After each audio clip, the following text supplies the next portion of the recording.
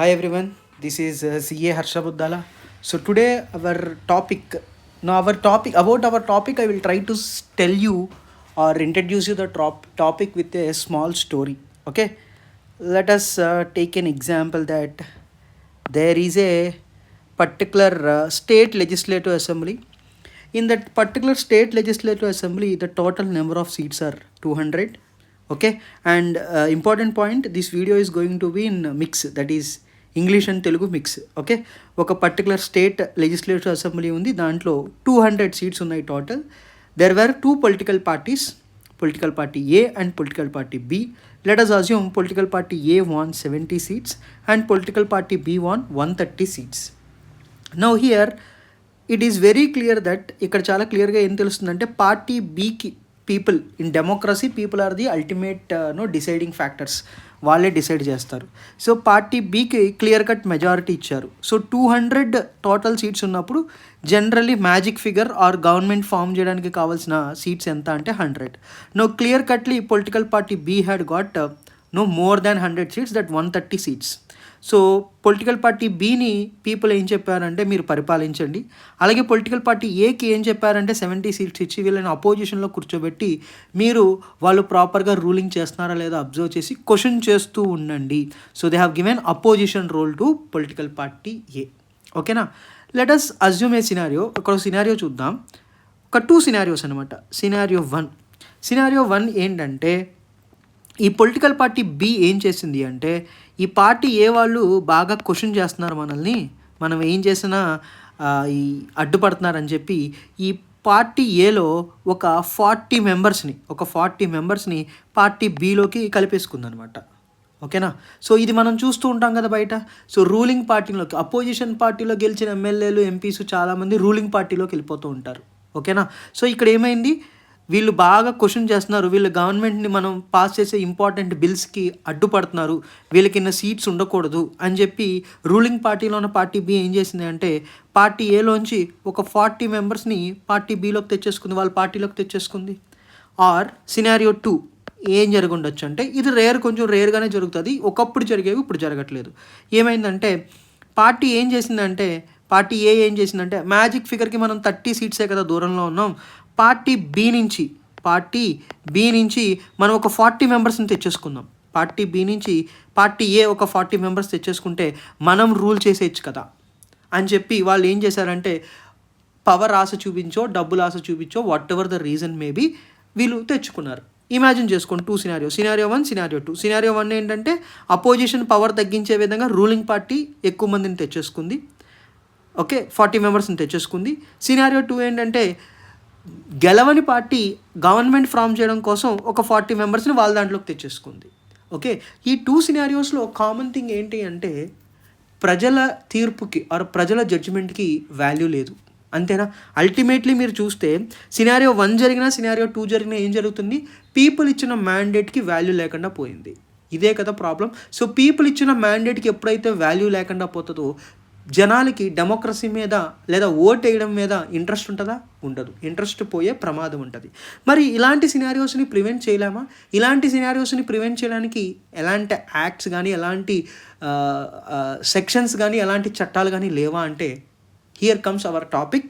We are going to discuss ఇలాంటి వాటిని prevent చేయడానికి ఒక చట్టం ఉంది, దాని పేరే యాంటీ డిఫెక్షన్ లా.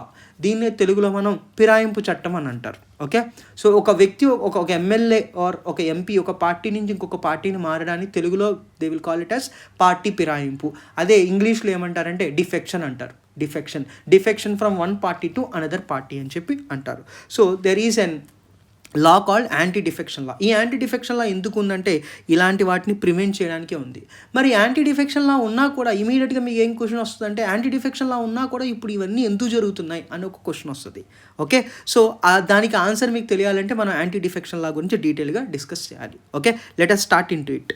సో ఈ యాంటీ డిఫెక్షన్ లా అనేది రాజ్యాంగంలోని 52nd కాన్స్టిట్యూషన్ అమెండ్మెంట్ ద్వారా 1985లో ఓకే, రాజీవ్ గాంధీ ప్రైమ్ మినిస్టర్గా ఉన్నప్పుడు ఈ 52nd కాన్స్టిట్యూషన్ అమెండ్మెంట్ చేసి కాన్స్టిట్యూషన్కి 10th షెడ్యూల్ని ఇంక్లూడ్ చేశారన్నమాట. కాన్స్టిట్యూషన్లో 10th schedule to the constitution of India include చేసి ఈ యాంటీ డిఫెక్షన్ లా అనే ఒక చట్టాన్ని ఇంట్రడ్యూస్ చేశారు. అసలు ఈ యాంటీ డిఫెక్షన్ లా ఏం చెప్తుందంటే, ఒక పార్టీలో గెలిచిన ఒక ఎమ్మెల్యే కానీ ఒక ఎంపీ కానీ ఆ పార్టీ కొన్ని కార్యక్రమాలు చేస్తే, కొన్ని కార్యకలాపాల్లో ఆయన ఇన్వాల్వ్ అయితే ఆయన ఎమ్మెల్యేగానో ఎంపీగానో కొనసాగడానికి అనర్హుడు. He is disqualified to be continue as an MLA or MP అని చెప్పి యాంటీ డిఫెక్షన్ లా చెప్తుంది. అయితే ఏ సందర్భంలో ఒక ఎమ్మెల్యే కానీ ఒక ఎంపీ కానీ డిస్క్వాలిఫై అవుతాడు అని అంటే, first scenario voluntarily giving up the party membership. ఆ పార్టీ తాలూకా మెంబర్షిప్ని, ఫర్ ఎగ్జాంపుల్ ఆ పార్టీలో ఎమ్మెల్యేగా గెలిచి ఆయన ఏం చేశారంటే ఆ పార్టీ ద్వారా వచ్చిన సభ్యత్వానికి, ఆ పార్టీ ద్వారా వచ్చిన ఎమ్మెల్యే సభ్యత్వానికో ఎంపీ సభ్యత్వానికో రాజీనామా చేశారు. అలాగే పార్టీకి కూడా రాజీనామా చేశారు. సింప్లీ స్పీకింగ్ పార్టీకి రాజీనామా చేశారు, వాలంటరీగా ఆయనే రాజీనామా చేశారు. అప్పుడు he will lose his party membership. And the other scenario was voting against the directions issued by the party. జనరల్గా పార్టీస్ ఏం చేస్తాయంటే విప్ జారీ చేస్తాయి. విప్ అంటే ఒక set of instruction from the party. ఆ విప్ని జనరల్గా మెంబర్స్ అందరూ కూడా గౌరవించాలి. ఈ విప్కి ఎగెనిస్ట్గా, అంటే ఫర్ ఎగ్జాంపుల్ పలానా బిల్లుకి మీరు ఫేవర్గా ఓటేయండి, లేదా ఎమ్మెల్సీ ఎలక్షన్ జరుగుతున్నప్పుడు ఎమ్మెల్సీ ఎలక్షన్స్లో కూడా కొంత కోటా ఎమ్మెల్యేస్కి ఉంటుంది. ఓకే, సో దానిలో మీరు పలానా క్యాండిడేట్కి ఓటేయండి, లేదా ప్రెసిడెంట్ ఇలా బిల్స్, ఎమ్మెల్సీ ఎలక్షన్స్ ఇలాంటి సినారియోస్లో ఏంటంటే పార్టీస్ విప్ జారీ చేస్తాయి. విప్ అనేది ఒక సెట్ ఆఫ్ డైరెక్షన్స్ లాంటిది. మీరు ఎవరికి ఓటేయాలి, ఎవరికి ఫేవరబుల్గా ఓటేయాలి, దేనికి ఫేవరబుల్గా ఓటేయాలి అని చెప్పేదే విప్ అనమాట. సో ఆ విప్ని గౌరవించకపోయినా కూడా ఏం చేయొచ్చు అంటే పార్టీస్ డిస్క్వాలిఫై చేసేయచ్చు ఆ పర్టికులర్ ఎమ్మెల్యే ఆర్ పర్టికులర్ ఎంపీని. అయితే ఇది రీసెంట్గా ఎప్పుడైనా జరిగిందంటే ఎస్ జరిగింది. 2024లో ఆంధ్రప్రదేశ్ అసెంబ్లీ ఎమ్మెల్సీ ఎలక్షన్ జరిగింది. సో ఎమ్మెల్సీ ఎలక్షన్లో అగైన్ ఎమ్మెల్యే కోటా ఉంటుంది. ఆ ఎమ్మెల్సీ ఎలక్షన్లో కొంతమంది వైసీపీ ఎమ్మెల్యేస్ వైసీపీ పార్టీ ఇచ్చిన డైరెక్షన్కి ఎగెనెస్ట్గా వెళ్ళి ఓట్ చేశారు. ఓకే, ఆ సందర్భంలో ఆ వైసీపీ ఎమ్మెల్యేస్ మీద, అలాగే టీడీపీలో గెలిచి వైసీపీలోకి వచ్చి ఫర్దర్గా ఈ ఎమ్మెల్సీ ఎలక్షన్లో టీడీపీ ఇన్స్ట్రక్షన్కి ఎగెనెస్ట్గా వెళ్ళినందుకు గాను టీడీపీ ఎమ్మెల్యేస్ మీద, ఇద్దరి మీద కూడా ఆనాటి స్పీకర్ సో వాళ్ళని డిస్క్వాలిఫై చేశారనమాట. డిస్క్వాలిఫై చేయడం జరిగింది. సో డిస్క్వాలిఫికేషన్ దేని ద్వారా చేశారంటే ఈ యాంటీ డిఫెక్షన్ లా యూస్ చేసుకునే చేశారు. ఓకే, సో ఇక్కడ ఏమన్నాం, actually voluntary giving up of membership అన్నాం. సో దీన్ని సుప్రీంకోర్టు ఏమందంటే వాలంటరీ గివింగ్ అప్ ఆఫ్ మెంబర్షిప్కి చాలా వైడర్ స్కోప్ ఇచ్చి సుప్రీంకోర్టు ఏం చెప్పిందంటే ఒక జడ్జిమెంట్లో ఆ పర్టికులర్ ఎమ్మెల్యే ఆర్ ఎంపీ యొక్క కాండక్ట్ ఎలా ఉంది, అండ్ అలాగే ఆయనను ఎప్పుడు డిస్క్వాలిఫై చేయొచ్చు అంటే పార్టీ మెంబర్షిప్ వాలంటరీగా వదిలేసుకుంటేనే కాదు, ఆయన పార్టీ వ్యతిరేక కార్యకలాపాల్లో పాల్గొన్న, ఫర్ ఎగ్జాంపుల్ పార్టీ బిలో గెలిచారు కానీ పార్టీ బికి బ్యాడ్ నేమ్ వచ్చేలా కొన్ని స్టేట్మెంట్స్ పాస్ చేస్తున్నారు, లేదా పార్టీ ఏకి ఫేవరబుల్ చేసే విధంగా తను గెలిచిన పార్టీ కాకుండా వేరే పార్టీకి ఫేవరబుల్గా ఉండేలాగా కొన్ని స్టేట్మెంట్స్ చేస్తున్నారు. సో అలాంటి సిచ్యువేషన్స్లో దాన్ని కూడా మనం పార్టీ మెంబర్షిప్ని వాలంటరీగా గివప్ చేసుకున్నారు, ఆయన డైరెక్ట్గా రిజైన్ చేయాల్సిన అవసరం లేదు, పార్టీకి ఎగెనెస్ట్గా బిహేవ్ చేసినా కూడా దాన్ని పార్టీ మెంబర్షిప్కి రాజీనామా చేసినట్టుగానే కన్సిడర్ చేసి దాన్ని డిఫెక్షన్కి, అనర్హతకి ఒక బేసిస్గానే చూడాలి అని చెప్పి సుప్రీంకోర్టు కొన్ని జడ్జిమెంట్స్లో చెప్పింది. సో సింపుల్గా డిస్క్వాలిఫికేషన్ ఎప్పుడు అట్రాక్ట్ అవుతుందంటే పార్టీ విప్కి ధిక్కరించినప్పుడు, పార్టీ విప్కి ఎగెనెస్ట్కి వెళ్ళినా, లేదా పార్టీ సభ్యత్వాన్ని వదులుకున్నా, లేదా పార్టీ వ్యతిరేక కార్యకలాపాల్లో ఇన్వాల్వ్ అయినా కూడా ఏమవుతుందంటే ఆ పర్టికులర్ ఎమ్మెల్యే ఆర్ ఎంపీ డిస్క్వాలిఫికేషన్కి అర్హుడు. ఓకే, వాళ్ళని డిస్క్వాలిఫై చేయొచ్చు. అయితే ఈ పార్టీ యొక్క విప్కి ఎగెనెస్ట్కి వెళ్ళడం అంటే డైరెక్షన్స్కి ఎగెనెస్ట్కి వెళ్ళినప్పుడు ఒక చిన్న ఎక్సెప్షన్ ఉందన్నమాట. ఫర్ ఎగ్జాంపుల్ ఆ పార్టీ తరపున ప్రయర్ పర్మిషన్, అంటే ఫర్ ఎగ్జాంపుల్ ఇక్కడ ఏమని రాశానంటే ఓటింగ్ ఎగెనిస్ట్ రాశాను. కొన్ని సందర్భాల్లో ఏమవుతుందంటే ఓటింగ్ ఎగెనిస్ట్ కాదు, ఓటింగ్కి అటెండ్ అవ్వలేకపోవచ్చు ఆ ఎమ్మెల్యే కానీ ఎంపీ కానీ పార్లమెంట్లో ఆర్ అసెంబ్లీలో ఏదో ఒక ఇంపార్టెంట్ బిల్ మీద డిస్కషన్ ఆర్ ఓటింగ్ జరుగుతుంది. సో పార్టీస్ జనరల్గా ఏం చేస్తారంటే విప్ జారీ చేస్తారు, మీరు ఇలానే ఓటేయండి అని చెప్పి. సో ఆ అటెండెన్స్ ఖచ్చితంగా ఉండాలి అని చెప్పి, ఖచ్చితంగా ఆ రోజు హౌస్కి కూడా రావాలి అని చెప్పి కూడా ఇన్స్ట్రక్షన్ ఇస్తారు. కొన్ని సందర్భాల్లో ఒక పర్టికులర్ ఎమ్మెల్యే ఆర్ ఎంపీకి ఏమవుతుందంటే ఏదో ఒక అర్జెంట్ పని వల్ల, పర్సనల్ పని వల్ల ఆ రోజు ఆయన హౌస్కి అటెండ్ అవ్వలేకపోవచ్చు. అలాంటి విషయం డిస్క్వాలిఫికేషన్ దాకా వెళ్ళకూడదు అని అంటే ప్రయర్ పర్మిషన్ తీసుకోవాలి. పార్టీ దగ్గర నుంచి ప్రయర్ పర్మిషన్ తీసుకోవాలి. లేదా ప్రయర్ పర్మిషన్ తీసుకోకపోయినా కొన్ని సందర్భాల్లో ప్రయర్ పర్మిషన్ కూడా తీసుకోలేకపోవచ్చు. అలాంటి సందర్భంలో కనీసం ఆ ఈవెంట్ జరిగిన తర్వాత 15 రోజుల్లోగా పార్టీ ఆ తప్పుని యాక్సెప్ట్ చేయాలన్నమాట. ఎస్, ఆయన ఏ కారణం చేత హౌస్కి రాలేకపోయినా కానీ దాన్ని ఆయన ఎగనెస్ట్గా ఓటేసినా కానీ పార్టీ కనుక దాన్ని 15 రోజుల్లోగా యాక్సెప్ట్ చేసేస్తే డిస్క్వాలిఫికేషన్ వర్తించదు. అలాగే ఇక్కడ ఒక ఇంపార్టెంట్ సినారియో ఉంది, 2 ఎక్సెప్షన్ పాయింట్స్ ఉన్నాయి ఎప్పుడు డిస్క్వాలిఫికేషన్ వర్తించదు. ఇక్కడ జనరల్గా ఈ యాంటీ డిఫెక్షన్ లా మనం ఎప్పుడైతే చదువుతున్నామో ఈ చదువుతున్నంతసేపు ఎప్పుడైతే పార్టీ అన్న పదం వాడామో, పార్టీ అంటే 2 ఉంటాయి జనరల్గా. మనం జనరల్గా చూసే పార్టీ వేరు, లెజిస్లేచర్ పార్టీ వేరు. లెజిస్లేచర్ పార్టీ మనం వినే ఉంటుంటారు న్యూస్లో, టీడీఎల్పీ, టీడీఎల్పీ, జేఎస్ఎల్పీ, అలాగే సిఎల్పి. సో ఇక్కడ టీడీఎల్పీ అంటే Telugu Desam legislature party, Janasena legislature party, Congress legislature party. So parties వేరు, లెజిస్లేచర్ పార్టీస్ వేరు. లెజిస్లేచర్ పార్టీస్లో ఎవరు ఉంటారంటే ఓన్లీ గెలిచిన ఎమ్మెల్యేస్ మాత్రం, అంటే గెలిచిన ఎమ్మెల్యేస్ ఎంపీస్ని కలిపి ఎమ్మెల్యేస్ ఎమ్మెల్సీస్ కలిపి లెజిస్లేచర్ పార్టీ అవుతుంది. ఫర్ ఎగ్జాంపుల్ మీరు చూస్తే ఎలక్షన్స్ అవ్వగానే ఇమీడియట్గా ఏం జరుగుతుందంటే గెలిచిన ఎమ్మెల్యేలు అందరూ మీట్ అయ్యి వాళ్ళ లెజిస్లేచర్ పార్టీ లీడర్ని ఎవరినో చూస్ చేసుకుంటారు. ఫర్ ఎగ్జాంపుల్ టీడీపీ ఎమ్మెల్యేస్ అందరూ కూడా మీట్ అయ్యి చంద్రబాబు నాయుడు గారిని లెజిస్లేచర్ పార్టీ లీడర్గా ఎన్నుకుంటారు. అలాగే జనసేన పార్టీకి సంబంధించిన ఎమ్మెల్యేస్ అందరూ మీట్ అయ్యి పవన్ కళ్యాణ్ గారిని లెజిస్లేచర్ పార్టీ లీడర్గా ఎన్నుకుంటారు. అలాగే కాంగ్రెస్ పార్టీ అయినా వైసీపీ అయినా ఎవరైనా కానీ, వైసీపీలో ఇప్పుడు కరెంట్లీ జగన్మోహన్ రెడ్డి గారిని వాళ్ళు లెజిస్లేచర్ పార్టీ లీడర్గా ఎన్నుకున్నారు. అప్పట్లో ప్రజారాజ్యం పార్టీ ఉన్నప్పుడు చిరంజీవి గారిని లెజిస్లేచర్ పార్టీ లీడర్గా ప్రజారాజ్యం పార్టీ ఎమ్మెల్యేలు ఎన్నుకున్నారు. సో ఈ రూలింగ్లోకి ఎవరైతే వస్తారో ఆ పర్టికులర్ పార్టీలో ఎవరైతే లెజిస్లేచర్ పార్టీ లీడర్ అవుతారో ఆయనే జనరల్గా ముఖ్యమంత్రి కూడా అవుతారు. అలాగే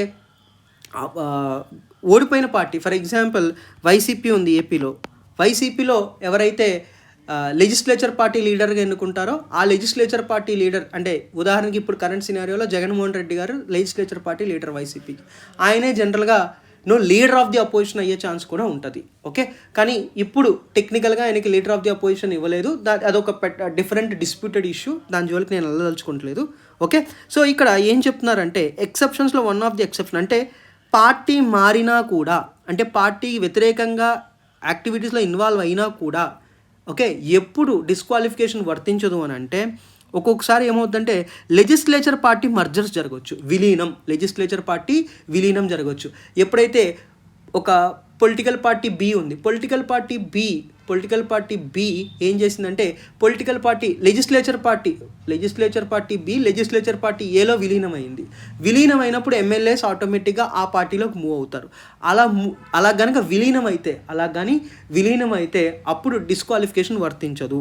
కానీ ఆ విలీనం అవ్వాలి అని అంటే 2/3 ఆఫ్ ద మెంబర్స్ ఖచ్చితంగా అగ్రీ అవ్వాలి. 2/3 ఆఫ్ ద మెంబర్స్ ఖచ్చితంగా అగ్రీ అవ్వాలి.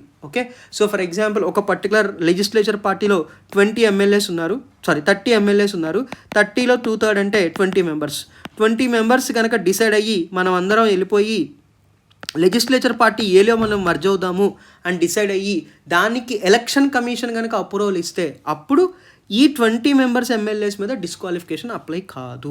ఇది ఒక ఎక్సెప్షన్. ఇంకొక exception speaker and deputy speaker జనరల్గా వాళ్ళు ఒక పర్టికులర్ పొలిటికల్ పార్టీ నుంచి ఎమ్మెల్యేగా గెలిచిన, ఎంపీగా గెలిచిన, లోక్సభలో స్పీకర్ గారైనా ఎమ్మెల్యే ఎంపీగా గెలిచిన తర్వాత వాళ్ళని హౌస్ ఎన్నుకుంటుంది. వాళ్ళు స్పీకర్గా ఎవరిని డిసైడ్ చేయాలనుకున్నప్పుడు హౌస్ ఎన్నుకుంటుంది, ఆ పర్టికులర్ పర్సనే స్పీకర్ అవుతారు. ఎప్పుడైతే వాళ్ళు స్పీకర్గా ప్రమాణ స్వీకారం చేయాల్సి వచ్చినప్పుడు వాళ్ళు పార్టీ సభ్యత్వానికి రాజీనామా చేయాల్సి వస్తుంది. ఎందుకు అని అంటే స్పీకర్గా ఉన్న వ్యక్తి న్యూట్రల్గా ఉండాలి కాబట్టి, వాళ్ళు ఏ పొలిటికల్ పార్టీకి సంబంధించి ఉండకూడదు కాబట్టి వాళ్ళు రాజీనామా చేయాలి. అలాంటి సందర్భాల్లో రాజీనామా చేస్తే ఈ డిస్క్వాలిఫికేషన్ వర్తించదు. మనం ఇక్కడ చదువుకున్నాం కదా, voluntary giving up of membership will amounts to disqualification అని. కానీ స్పీకర్, డిప్యూటీ స్పీకర్ విషయంలో అది జరగదు. సో ఇది క్లుప్తంగా మన యాంటీ డిఫెక్షన్ లా గురించి. ఈ సందర్భాల్లో డిఫెక్షన్ అనేది వస్తుంది. అయితే మరి డిఫెక్షన్ చట్టం ఉంది కదా, ఇమీడియట్గా ఇప్పుడు మనకి ఏం డౌట్ రావచ్చండి, డిఫెక్షన్ చట్టం ఉంది కదా, మరి అయినా ఎందుకు ఈ డిఫెక్షన్ చట్టం కింద ఎవరిని అనర్హులుగా ప్రకటించట్లేదు, ఇన్ని జరిగినాయి కదా.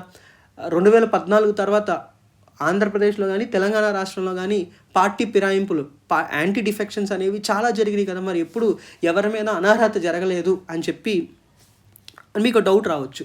సో ఇక్కడే ఒక లూప్ హోల్ ఉంది. ఆ లూప్ హోల్ ఏంటో మనం తెలుసుకోవాలి. సో ఈ ఫర్ ఎగ్జాంపుల్ ఒక ఎమ్మెల్యే పార్టీ ఫిరాయించాడు అన్నప్పుడు ఆ సదరు ఎమ్మెల్యే మీద యాక్షన్ ఎవరు తీసుకోవాలి, ఆ వ్యక్తి నిజంగా పార్టీ ఫిరాయించాడా లేదా, okay, anti defection party defection చేశారా లేదా అనేది ఎవరు డిసైడ్ చేస్తారంటే presiding officer, that is nothing but speaker of the house will decide. Speaker of the house, okay, speaker of the house ఆ డిసైడింగ్ అథారిటీ అనమాట. Okay, so speaker of the house deciding authority. మరి speaker of the house deciding authority ఉన్నప్పుడు speaker ఎందుకు action తీసుకుంటలేదు అని అంటే ఇక్కడ ఒక చిన్న పొలిటికల్ కాన్ఫ్లిక్ట్ ఉంటుంది అగైన్.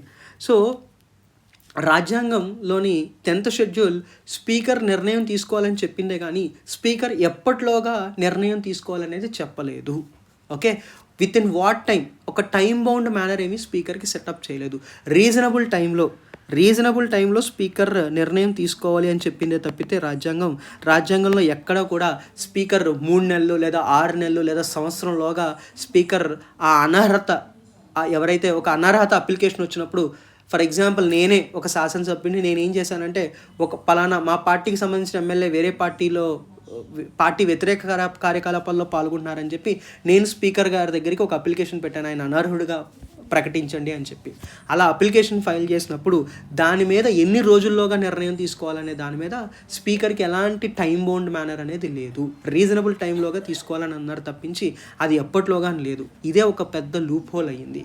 ఈ లూప్ హోల్ని వాడుకునే 2014లో అటు ఆంధ్రప్రదేశ్ ఇటు తెలంగాణ మీరు చూసుకున్నట్టయితే పార్టీ ఫిరాయింపులు అనేవి జరిగినాయి. ఆనాడు అధికారంలో ఉన్న టీడీపీ పార్టీలోకి వైసీపీ నుంచి చాలామంది ఎమ్మెల్యేలు, ఇటు టీడీపీ కాంగ్రెస్ నుంచి చాలామంది ఎమ్మెల్యేలు టీఆర్ఎస్ పార్టీలోకి వెళ్ళినప్పుడు అనర్హత అప్లికేషన్లు ఫైల్ చేశారు. కానీ అనర్హతల అప్లికేషన్ల మీద స్పీకర్లు ఎలాంటి నిర్ణయం తీసుకోలేదు. ఆ పర్టికులర్ లెజిస్లేటివ్ అసెంబ్లీ యొక్క టర్మ్ అయిపోయేంత వరకు కూడా ఆనాటి ఆంధ్రప్రదేశ్ స్పీకర్గా ఉన్నటువంటి కోడెల శివప్రసాద్ గారు కానీ, ఇటు తెలంగాణ లెజిస్లేటివ్ అసెంబ్లీ స్పీకర్గా ఉన్న మధుసూదనాచారి గారు కానీ ఎలాంటి నిర్ణయం కూడా తీసుకోలేదు. దాని మీద సైలెంట్గా అలా ఉండిపోయారు. ఎందుకనంటే మధ్యలో కొంతమంది కోర్టుకు కూడా వెళ్ళే ప్రయత్నం చేశారు, కానీ అవేమీ మంచి ఫలితాలు ఇవ్వలేదు అప్పుడు. ఓకే, సో ఇది ఒక major loophole. No time limit అనేది ఒక మేజర్ లూప్ హోల్. దానివల్ల సర్వైవ్ అయిపోతున్నారు. ఓకే, అండ్ ఇప్పుడు ఎందుకు నేను ఈ టాపిక్ తీసుకొచ్చాను అని అంటే రీసెంట్గా ఏం జరిగిందంటే తెలంగాణలో జరిగింది. తెలంగాణ ప్రస్తుత అసెంబ్లీ స్పీకర్గా ఉన్నటువంటి ప్రసాద్, ఓకే, జి ప్రసాద్ గారు తెలంగాణ శాసనసభ స్పీకర్గా ఉన్నారు. ఓకే, అయితే తెలంగాణలో ఒక 10 మంది ఎమ్మెల్యేలు, ఓకే, గెలిచిన పార్టీని కాదనుకుని అధికారంలో ఉన్న పార్టీ వైపుకి వెళ్తున్నారు అని చెప్పి, ఓకే, అపోజిషన్ పార్టీ స్పీకర్ గారికి కంప్లైంట్ చేసింది ఒక 10 మంది ఎమ్మెల్యేల మీద. ఆ 10 మంది ఎమ్మెల్యేలని అనర్హులుగా ప్రకటించండి అని చెప్పి ఇక్కడ అపోజిషన్లో ఉన్న పార్టీ స్పీకర్ గారికి అప్లికేషన్ వేసింది. అయితే స్పీకర్ గారు ఆ అప్లికేషన్ మీద ఎలాంటి నిర్ణయం తీసుకోలేదని చెప్పి, ఓకే, ఇక్కడ అపోజిషన్ పార్టీ అయినటువంటి బీఆర్ఎస్ పార్టీ హైకోర్టుని ఆశ్రయించింది. గౌరవ హైకోర్టు 9th సెప్టెంబర్ 2024 నాడు హైకోర్టు సింగిల్ జడ్జ్ బెంచ్ ఏం చెప్పిందంటే directed speaker of Telangana assembly to fix A schedule of hearing with in 4 weeks. 4 వారాల్లోగా ఒక హీరింగ్ ఫిక్స్ చేసి దీని మీద నిర్ణయం తీసుకోమని చెప్పి ఎవరు చెప్పారు? హైకోర్టు సింగిల్ జడ్జ్ బెంచ్ చెప్పింది. ఓకే, అయితే ఈ హైకోర్టు సింగిల్ జడ్జ్ బెంచ్ ఇచ్చిన డెసిషన్ని సవాల్ చేస్తూ తెలంగాణ అసెంబ్లీ తరపున, ఓకే, 22 నవంబర్ నాడు ఈ సింగిల్ జడ్జ్ బెంచ్ ఇచ్చిన జడ్జిమెంట్ని సవాల్ చేస్తూ మళ్ళీ హైకోర్టులో డివిజన్ బెంచ్ దగ్గరికి ఈ జడ్జిమెంట్ని తీసుకెళ్లారు. అయితే డివిజన్ బెంచ్ ఏం చెప్పిందంటే సింగిల్ బెంచ్ జడ్జి ఇచ్చిన డెసిషన్ని కొట్టివేస్తూ మేము స్పీకర్ గారికి గడువు విధించలేము. ఓకే, మేము స్పీకర్ని రీజనబుల్ టైంలోగా డెసిషన్ తీసుకోండి అని చెప్పగలం తప్పించి we can't fix A time bound manner to the speaker అని చెప్పి తెలంగాణ హైకోర్టులోని డివిజన్ బెంచ్ చెప్పింది. ఫస్ట్ సింగిల్ బెంచ్ ఏమో 4 వారాల్లోగా నిర్ణయం తీసుకోమంది. ఆ సింగిల్ బెంచ్ ఇచ్చిన తీర్పును సవాల్ చేస్తూ డివిజన్ బెంచ్కి వెళ్ళినప్పుడు డివిజన్ బెంచ్ ఏం చెప్పింది అంటే రీజనబుల్ టైంలోగానే స్పీకర్ గారు నిర్ణయం తీసుకోవాలి, స్పీకర్కి we can't fix any time bound manner అని చెప్పింది. అయితే ఈ డివిజన్ బెంచ్ ఇచ్చిన జడ్జిమెంట్ని ఛాలెంజ్ చేస్తూ అపోజిషన్ పార్టీ అయినటువంటి బీఆర్ఎస్ సుప్రీంకోర్టుని ఆశ్రయించింది. సుప్రీంకోర్టు 31 జూలై నాడు 3 months టైం విధించింది స్పీకర్ గారికి. 3 నెలల్లోగా నిర్ణయం తీసుకోండి. మీ దగ్గరికి ఏదైతే అనర్హత అప్లికేషన్లు ఫైల్ అయ్యాయో ఆ అనర్హతల మీద 3 నెలల్లోగా నిర్ణయం తీసుకోండి అని చెప్పి స్పీకర్ గారికి చెప్పింది.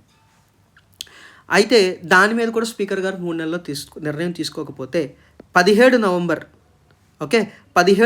2025 నాడు మళ్ళీ బీఆర్ఎస్ వాళ్ళు సుప్రీంకోర్టుని ఆశ్రయించినప్పుడు సుప్రీంకోర్టు చాలా స్ట్రాంగ్గా రియాక్ట్ అయ్యి, మీరు గనక ఈ అనర్హత పిటిషన్ల మీద నిర్ణయం తీసుకోకపోతే దాన్ని మేము కంటెంప్ట్ ఆఫ్ కోర్టు కింద కన్సిడర్ చేస్తాం, కోర్టు ధిక్కారాన్ని కింద కన్సిడర్ చేస్తామని సుప్రీంకోర్టు చెప్పింది. ఇంకా సుప్రీంకోర్టు ఒక అడుగు ముందుకెళ్ళి, మీరు న్యూ ఇయర్ అనేది ఎక్కడ సెలబ్రేట్ చేసుకోవాలో కూడా డిసైడ్ చేసుకోండి అన్నంత చాలా స్ట్రాంగ్గా, చాలా ఘాటుగా సుప్రీంకోర్టు స్పీకర్ గారి మీద రియాక్ట్ అవ్వడం జరిగింది. సో 17 డిసెంబర్ 2025 నాడు ఫైనల్గా స్పీకర్ గారు తన దగ్గరికి ఫైల్ అయిన అనర్హత పిటిషన్ల మీద నిర్ణయం తీసుకున్నారు. ఏ నిర్ణయం తీసుకున్నారంటే, వీళ్ళు పార్టీ వ్యతిరేక కార్యకలాపాల్లో ఇన్వాల్వ్ అయినట్టు లేదా పాల్గొన్నట్టు ఎలాంటి మెటీరియల్ ఫ్యాక్ట్స్ నా దగ్గర లేవు అని చెప్పి కోట్ చేస్తూ స్పీకర్ గారు ఫైల్ చేసిన అనర్హత పిటిషన్ని కొట్టివేశారు. ఓకే, సో దీనిపైన బీఆర్ఎస్ పార్టీ ఏం చెప్పిందంటే, మేము దీన్ని సుప్రీంకోర్టులో ఛాలెంజ్ చేస్తాం, స్పీకర్ నిర్ణయాన్ని సుప్రీంకోర్టులో ఛాలెంజ్ చేస్తామని క్వశ్చన్ వచ్చింది. ఇక్కడ సహజంగానే ఇంకొక క్వశ్చన్ ఏం రైజ్ అవుతుందంటే, ఒకసారి స్పీకర్ గారు ఇచ్చిన నిర్ణయాన్ని సుప్రీంకోర్టులో ఛాలెంజ్ చేయొచ్చా అంటే, ఎస్, జ్యుడిషియల్ రివ్యూ పాసిబుల్లే అని చెప్పి కిహోటో హొలోహాన్ అనే ఒక సుప్రీంకోర్టు కేసులో సుప్రీంకోర్టు ఏం చెప్పింది అని అంటే, అనర్హత విషయంలో స్పీకర్ యొక్క డెసిషన్ అనేది ఒక ట్రిబ్యునల్ డెసిషన్ లాంటిది. దాని మీద జ్యుడిషియల్ రివ్యూ అంటే న్యాయ సమీక్ష మేము చేయొచ్చు. అంటే స్పీకర్ తీసుకున్న నిర్ణయం కరెక్టా కాదా, లేదా స్పీకర్ నిర్ణయంతో మీరు అగ్రీ అయితే మీరు మమ్మల్ని ఆశ్రయించవచ్చు, హైకోర్టుని సుప్రీంకోర్టుని ఆశ్రయించవచ్చు, మేము తగిన జడ్జిమెంట్ ఇస్తాము అని చెప్పి ఈ కిహోటో హొలోహాన్ కేసులో సుప్రీంకోర్టు చెప్పడం జరిగింది. సో స్పీకర్ నిర్ణయం అనేది ఫైనల్ కాదు. అనర్హత విషయంలో స్పీకర్ నిర్ణయం ఫైనల్ కాదు. స్పీకర్ నిర్ణయాన్ని ఛాలెంజ్ చేయొచ్చు. స్పీకర్ నిర్ణయం అనేది న్యాయ సమీక్షలో పార్ట్గానే ఉంటుంది తప్పితే న్యాయ సమీక్షకు జ్యుడిషియల్ రివ్యూకు అతీతంగా ఏముండదు. It is part of judicial review అని చెప్పి సుప్రీంకోర్టు ఈ జడ్జిమెంట్లో చెప్పింది. సో ఫైనల్గా తెలుగు రాష్ట్రాల్లో గతంలో చూస్తే ఎస్పెషల్లీ 2014 నుంచి 2019 లేదా 2019 నుంచి 2024 అటు తెలుగు రాష్ట్రాలైనటువంటి ఆంధ్రప్రదేశ్, తెలంగాణలో విపరీతంగా పార్టీ ఫిరాయింపులు జరిగినాయి. ఆ పార్టీ ఈ పార్టీ అని లేదు. ఇప్పటి అధికారంలో ఉన్న పార్టీలు వాళ్ళు అపోజిషన్లో ఉన్నప్పుడు వాళ్ళు సఫర్ అయ్యారు, అప్పుడు అధికారంలో ఉన్నప్పుడు తర్వాత వాళ్ళు అపోజిషన్లోకి వచ్చినప్పుడు వాళ్ళు సఫర్ అయ్యారు. ఎంత సఫర్ అయినా కానీ అధికారంలో వచ్చిన తర్వాత వాళ్ళు చేయాల్సింది వాళ్ళు చేస్తున్నారు. ప్రస్తుతం ఆంధ్రప్రదేశ్లో అయితే అలాంటి పార్టీ ఫిరాయింపుల గొడవ లేదు, కానీ తెలంగాణకు సంబంధించిన కేసు ఇది. సో ఈనాడు అపోజిషన్లో ఉన్న బీఆర్ఎస్ కూడా ఆనాడు పార్టీ ఫిరాయింపుల్ని చాలా ఎక్కువగా ప్రోత్సహించింది. సో ఇవన్నీ పొలిటికల్ ఆస్పెక్ట్స్ అన్నీ పక్కన పెడితే ఇది ఒక మంచి జడ్జిమెంట్, ఇది ఒక గొప్ప ప్రెసిడెంట్గా నిలవబోతుంది. భవిష్యత్తులో ఎప్పుడైనా పార్టీ ఫిరాయింపులు జరిగినప్పుడు దీన్ని కోట్ చేస్తూ ఖచ్చితంగా పొలిటికల్ పార్టీసు సుప్రీంకోర్టుని లేదా హైకోర్టుని ఆశ్రయించవచ్చు. ఈ జడ్జిమెంట్ని కోట్ చేస్తూ దీన్ని బేస్ చేసుకుని సుప్రీంకోర్టులో హైకోర్టులు స్పీకర్ గారికి నిర్ణీత టైం బౌండ్ మేనర్లో నిర్ణీత టైంలో నిర్ణయం తీసుకోమని చెప్పొచ్చు. వన్స్ స్పీకర్ గారు నిర్ణయం తీసుకుంటే ఆ నిర్ణయం తప్పైనా ఒప్పైనా మీరు సుప్రీంకోర్టుని హైకోర్టుని ఆశ్రయించవచ్చు. కాబట్టి ఇది ప్రజాస్వామ్యంలో ఒక మంచి ఆస్పెక్ట్గా, ఒక మంచి ఈవెంట్గా నేనైతే కన్సిడర్ చేస్తున్నాను. సో ఇది అబౌట్ యాంటీ డిఫెక్షన్ లా. నా ఎక్స్ప్లెనేషన్ మీకు నచ్చినట్టయితే వీడియోని లైక్ చేయండి, షేర్ చేయండి, కామెంట్ చేయండి, ఛానల్కి సబ్స్క్రైబ్ చేసుకోండి. Thank you.